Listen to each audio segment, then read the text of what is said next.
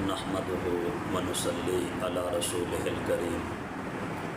اما بعد فاعوذ بالله من الشيطان الرجيم بسم الله الرحمن الرحيم انما يريد الله ليذهب عنكم الرجس اهل البيت ويطهركم تطهيرا صدق الله مولانا العظیم۔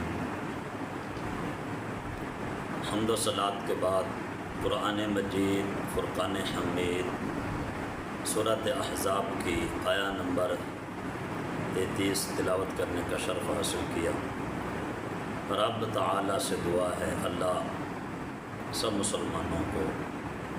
حق سن کر اس پر عمل کرنے کی توفیق عطا فرمائے۔ نبی پاک صلی اللہ تعالیٰ علیہ وآلہ وسلم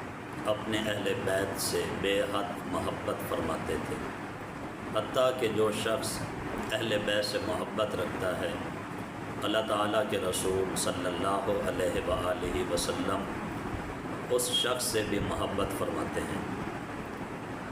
اہل بیت اطہار کی اس سے بڑھ کر کیا شان ہوگی کہ عالمین کے رب نے اپنے پاک کلام میں ان کی پاکی کا اعلان فرمایا۔ انما یرید اللہ لیذہب عنکم الرجس اہل البیت ویطہرکم تطہیرا۔ اللہ تو یہی چاہتا ہے اے نبی کے گھر والوں کہ تم سے ہر ناپاکی دور فرما دے اور تمہیں پاک کر کے خوب ستھرا کر دے۔ صحیح مسلم میں مروی ہے کہ حضرت زید بن ارقم رضی اللہ تعالی عنہ سے پوچھا گیا کہ سرکار دو عالم صلی اللہ علیہ وآلہ وسلم کے اہل بیت کون ہیں؟ کیا آپ کی ازواج اہل بیت سے نہیں؟ تو انہوں نے فرمایا کہ آپ کی ازواج بھی اہل بیت میں سے ہیں، لیکن آپ کے اہل بیت وہ بھی ہیں کہ جن پر آپ کے بعد صدقہ حرام کر دیا گیا۔ پوچھا گیا کہ وہ کون ہے؟ فرمایا کہ وہ آل عقیل، آل علی، آل جعفر اور آل عباس ہیں۔ حضرت عمر رضی اللہ تعالیٰ عنہ سے روایت ہے کہ نبی پاک صلی اللہ علیہ وآلہ وسلم نے ارشاد فرمایا کہ قیامت کے دن میرے حسب و نسب کے سوا ہر سلسلہ نسب منقطع ہو جائے گا۔ ہر بیٹے کی نسبت باپ کی طرف ہوتی ہے سوائے اولاد فاطمہ کے کہ ان کا باپ بھی میں ہوں اور ان کا نسب بھی میں ہوں۔ امام فخر الدین رازی علیہ الرحمہ تفسیر کبیر میں ارشاد فرماتے ہیں کہ حضرت عبداللہ بن عباس رضی اللہ تعالی عنہ سے مروی ہے کہ جب آقا و مولا صلی اللہ علیہ وآلہ وسلم مدینہ منورہ تشریف لائے اور انصار نے دیکھا کہ سید عالم صلی اللہ علیہ وآلہ وسلم کے ذمہ مصارف بہت ہیں اور مال کچھ بھی نہیں، تو انہوں نے بہت سا مال جمع کر کے اللہ کے حبیب صلی اللہ علیہ وآلہ وسلم کی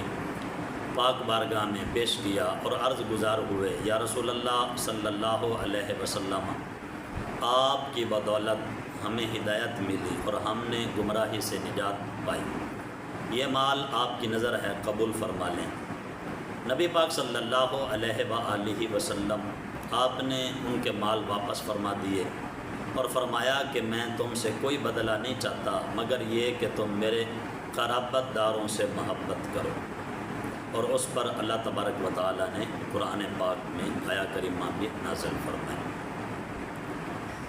حضرت ابو رافع رضی اللہ تعالیٰ عنہ سے روایت ہے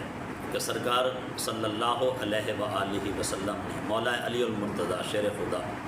کرم اللہ تعالی وجہ الکریم سے فرمایا کہ بے شک پہلے 4 اشخاص جو جنت میں داخل ہوں گے وہ میں، تم اور حسن اور حسین ہوں گے، اور ہماری اولاد ہمارے پیچھے ہوگی، یعنی ہمارے بعد وہ داخل ہوگی،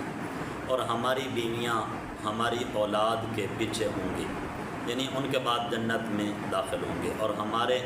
چاہنے والے، ہم سے محبت کرنے والے ہمارے دائیں اور بائیں ہوں گے، اور وہ بھی محبت کی وجہ سے جنت میں داخل ہوں گے۔